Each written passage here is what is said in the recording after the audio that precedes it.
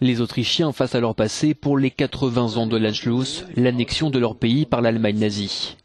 Le gouvernement autrichien était réuni au complet ce lundi, au palais impérial de Vienne pour une cérémonie, y compris les 6 ministres issus du parti d'extrême droite, FPÖ.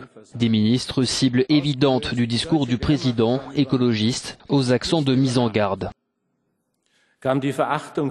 La Wehrmacht allemande est arrivée du jour au lendemain, mais le mépris de la démocratie, le mépris des droits fondamentaux et des libertés ne sont pas venus du jour au lendemain. Le militarisme, l'intolérance et la violence ne sont pas venus du jour au lendemain. Ils se sont installés en Autriche au fil du temps. L'Autriche a sa part de responsabilité dans les atrocités du national-socialisme.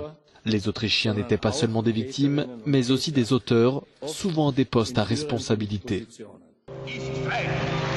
Le 12 mars 1938, Adolf Hitler, autrichien de naissance, entre à Vienne avec 200 000 soldats accueillis sous les applaudissements.